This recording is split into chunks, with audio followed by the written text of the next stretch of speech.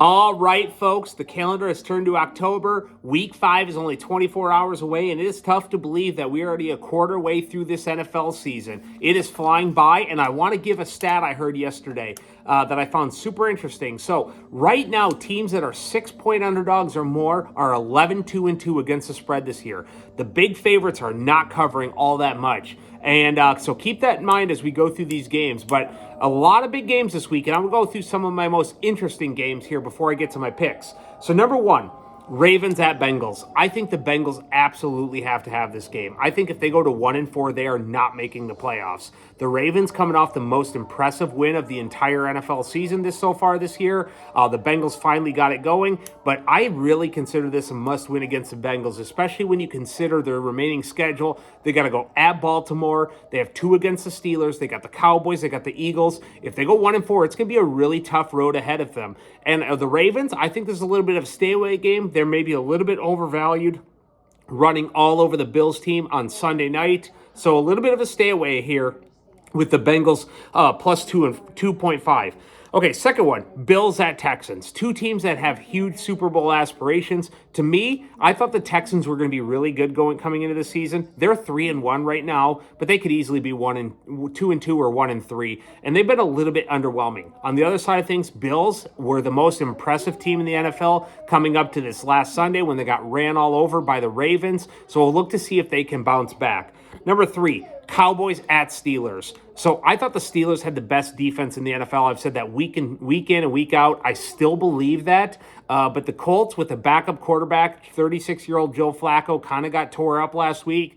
Really made me doubt that for a second. And the Cowboys team here with a terrible defense without Micah Parsons going to Pittsburgh, they're going to really have to rely really heavily on Dak Prescott to get this win. And I think that would be a good Sunday night game. And then the last one, Jets at Vikings in London. So these London games are always really tough to predict what's going to happen. But before the season, I said I thought the Jets would be around 500.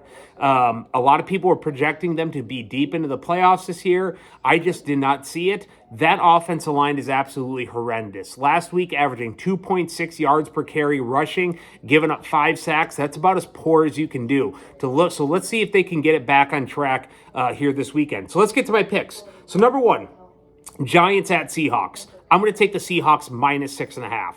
And we mentioned about the big favorites at the top, but this is a terrible Giants team without its only wide receiver threat, Malik Neighbors. He's going to be out going across country to a good Seahawks team. I think Geno Smith has been very good this season.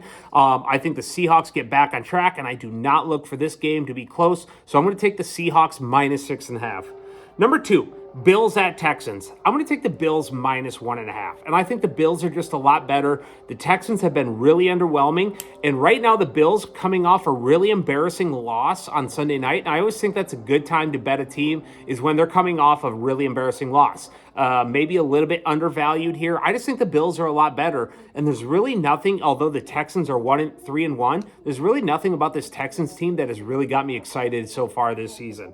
Number 3, Bucks at Falcons. I'm going to take the Bucks plus 1.5 on the road at the Falcons for a couple of reasons. One, I think Baker Mayfield has been outstanding this year. He's been very good. I like their wide receivers. I like their weapons. Their defense is better than expected. And when I look at the Falcons this year, this is a team that I thought was going to be able to run the ball with Bijan Robinson, and they have not. And although they're 2-2, there's really nothing, even in their wins, about the Falcons that have got me all that excited. I think Kirk Cousins has been pretty average. He had the one game-winning drive a few weeks ago, but when you take away that one drive in that game, he really didn't do anything the entire game. So I'm going to take the Bucks plus 1.5.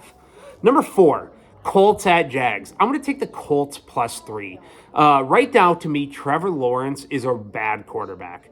He's a guy that I've defended and I've been really high on, higher than most for the past couple years, but he just misses so many wide receivers. Last week, Christian Kirk running deep down the field wide open, he just missed him by 3 yards. He does that time and time again, and it's hard to explain. Pair that with Doug Peterson, he's going to have 2 fourth-down plays, which he just has mind-scratching play calls every single week. That's going to cost him a couple points, and their offensive line is bad.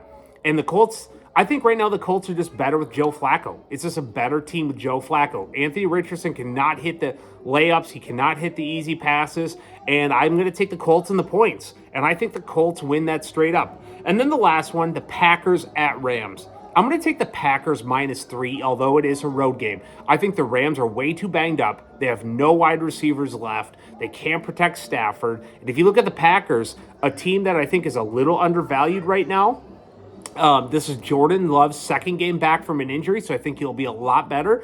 And being in LA, I don't think there's a real home field advantage for anyone in that game. So that's who I'm taking. Would love to hear your thoughts, and we'll talk to you Sunday night.